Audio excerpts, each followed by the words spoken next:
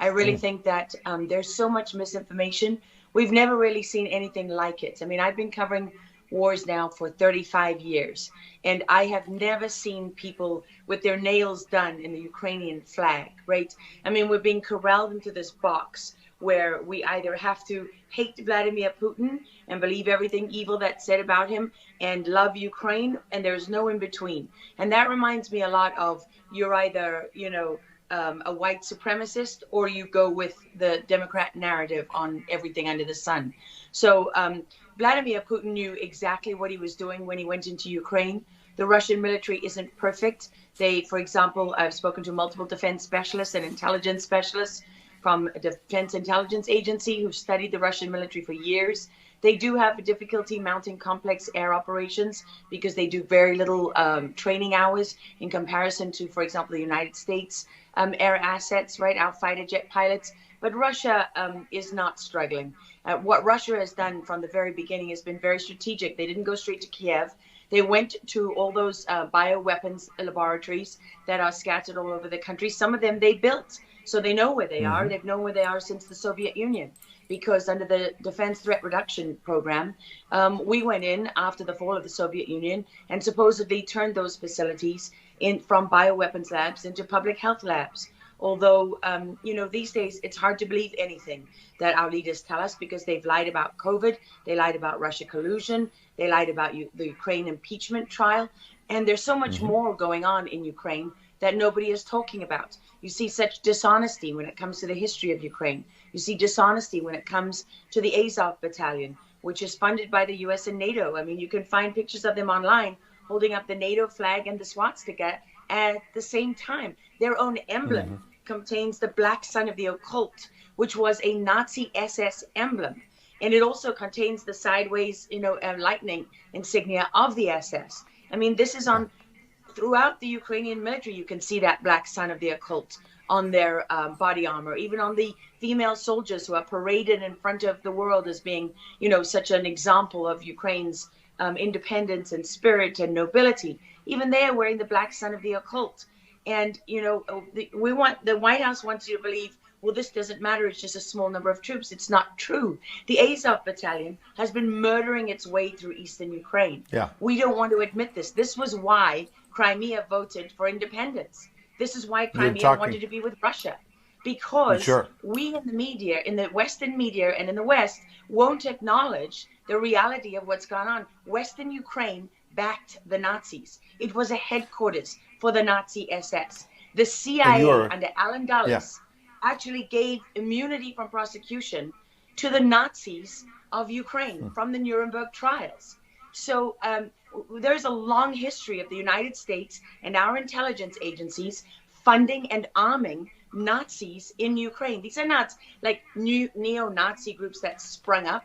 These are the actual Nazis from the Second World War, who, if you go back to the Nuremberg trials, said that they were planning for a 1,000-year Reich. And so you have to really wonder, as you look at this, when you know that the CIA sponsored the color revolution in Ukraine in 2013 and 14, that they selected Ukraine's leaders, go to Victoria Nuland's leaked phone conversation where she and the US ambassador are deciding who can lead Ukraine.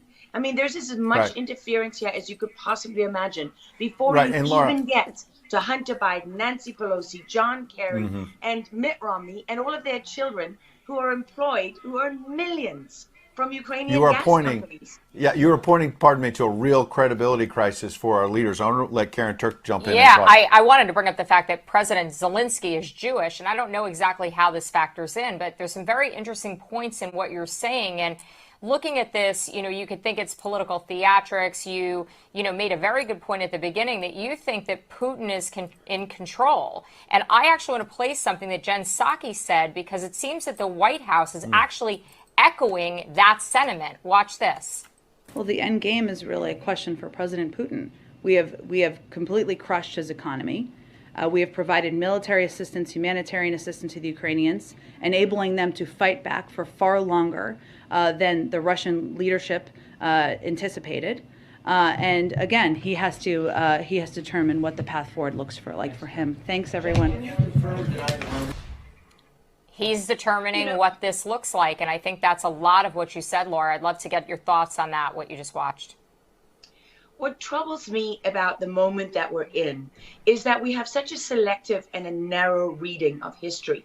You know, President Zelensky may be Jewish, but he's not the only one in this who suffered during the Second World War, whose ancestors suffered, right? I mean, look at Putin. How many relatives did he lose in the siege of St. Petersburg?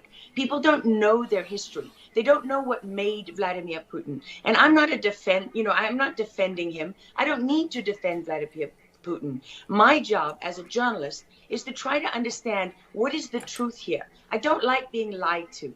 And we're being lied to on an epic scale. When we're told your only choice is you have to be 100% with Zelensky, who's a puppet, who you can find on the internet in black stilettos and leather pants, you know, with shirtless, doing a spoof Dancing with the Stars kind of entertainment video. That's a mock of a Ukrainian group that does this kind of satanic occult type of music video. And I mean, Zelensky was selected like so many of our leaders. And honestly, with big tech and with election fraud these days, we don't know how many leaders all around the world have been selected for us and weren't actually voted in. But what we do know is that there are increasing problems with technology and the digitization of our world.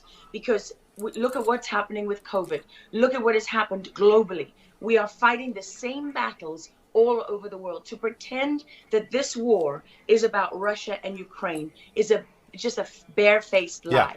If Putin has been warning for 15 years that he is not going to stand by while the globalists take over the world, build bioweapons facilities and whatever else they're doing in Ukraine, Ukrainian oligarchs. Ukraine has been a center of money laundering for, you know, many of the leaders in this country. For how long? Billions of US dollars have been laundered through Ukraine, and we say nothing about it. These are our tax dollars. I mean, before the impeachment trial, had you ever heard of anyone in the United States, I mean, us bringing in foreign governments to the White House for anti-corruption training? I mean, does nobody question these things? Why do we not question them? We have an idiot like Lieutenant Colonel Vindman, who goes at the impeachment trial and sits there as a lieutenant colonel. He didn't even make colonel. And he's telling the president of the United States what his policy should be. You have a traitor in the form of Maria Yovanovitch, who was Obama's ambassador, who's telling Ukrainian government officials, don't listen to the will of the American people. Don't listen to the election results. We are the true leaders of America. I mean, and then people object when the woman isn't even fired. She's given a cushy job for life at Georgetown University at the expense of the U.S. taxpayer. And we're told that the president of the United States cannot say to his foreign counterparts, you know, that we want you to look into something. But Joe Biden, he can withhold as much aid as he wants to. I mean, there's so much hypocrisy and dishonesty here. And Ukraine is at the center of it all. Go back to Russia collusion. Go to Alexander Chalupa. Go to Eric Karamella, the whistleblower who went to work for Adam Schiff, who wasn't really a whistleblower, and all those corrupt people in the deep state. And you know what?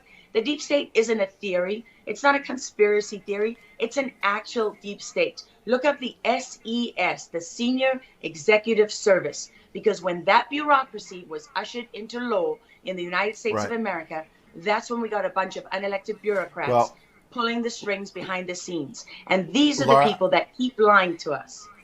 Absolutely. And pardon me, we've got a live chat where we're streaming on Getter, for example, and I'm watching it as you're talking. People are talking about how you're dropping truth bombs and you're a real journalist. And I know that, having worked alongside you for many, many years when you're at CBS and many other places. And maybe they didn't want to hear the truth, but you're dropping those truth bombs now. Unfortunately, we got to hit a break right now. We'd love to have you back in the days ahead. We love having you on. Lara Logan, thanks for joining us on Real America's Voice. Thank you so much. All right. Well, we'll certainly have her back.